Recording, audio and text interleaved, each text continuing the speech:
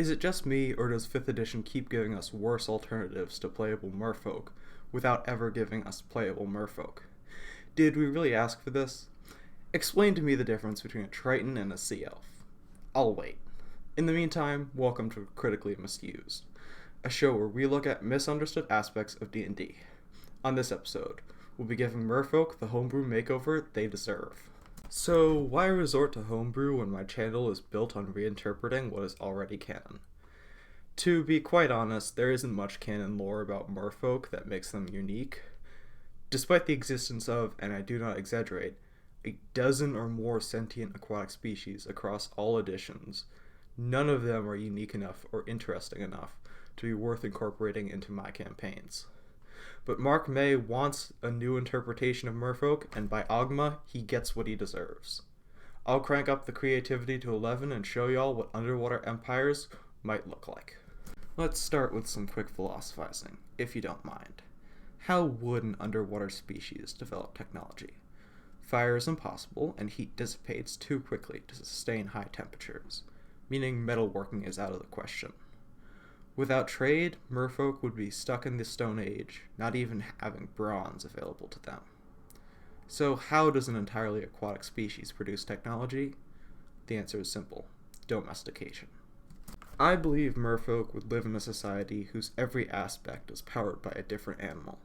Imagine groupers plowing fields of kelp and seagrass, manta rays being ridden across the surface, giant octopi carrying stones to be built with, and dolphins livening up the homes as beloved companions. Merfolk canonically love to decorate their spaces with live creatures, so it makes sense that they would put them to use as well. Though oil paints work underwater, I imagine Merfolk commoners could carve their writings into hardened kelp as well. With the ability to pass knowledge down through the generations, Merfolk scholars and, more importantly, Merfolk wizards take rise. The Fabricate spell bridges the gap between seafolk and landfolk technologies, allowing Merfolk to smelt iron and steel without risking their lives near hydrothermal vents.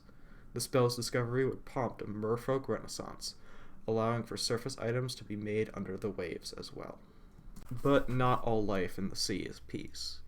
Though they can barely move on land themselves, I imagine Merfolk keep armies of saltwater crocodiles, spinosaurs, and siege crabs as means of defending themselves against the surface world. Attacks would be rare, as most Merfolk keep to themselves, but a town that overfishes the area or kills Merfolk nearby would no doubt see an invasion from beneath the waves. More spectacular would be battles against other seafolk, where legions of Merfolk would ride into combat on the backs of mosasaurs and whales. Specialized legions would fight krakens with sperm whales and orcas, creatures immune to the kraken's control. Finally, a bit on their culture. The fact that paints can never dry underwater means Merfolk art would likely be sculptures. Their homes would be designed without need for roofs or stairs, enabling crazy three-dimensional architecture. Coincidentally, this style resembles Greek architecture, from which many renditions of Atlantis draw inspiration. Of course, there's no need to make it look human, so go all out in the name of fantasy. Or, more likely, base it off whatever first pops up on Google Images. Commissions are expensive, I won't lie. And this is just one of the many types of kingdoms that could inhabit your seas. Remember all those aquatic species I mentioned earlier? Why not make it so each one occupies a different niche, the way elves, dwarves, and humans do on land? Tritons could have militaristic empires and would hate water genasi for their elemental heritage. Lokatha could be defensive hermits, trust eroded by generations of slavery. Sea elves and merfolk could be allies or enemies, it's all up to you. Get complex and get wild. As you may have guessed from my Kraken video, I love the ocean and fantasy creatures that inhabit it. So when Mac May commented suggesting the topic of this video, I knew I had to make it happen. I hope you didn't mind all the homebrew in this episode, as there really isn't much lore in the way of aquatic civilizations. Thank you for making it to the end of this video. If you've made it this far, consider dropping a like and subscribing. Though I'm always open to topic suggestions, I have a video on Elder Elementals coming up next. In the meantime, safe sailing, until we meet again.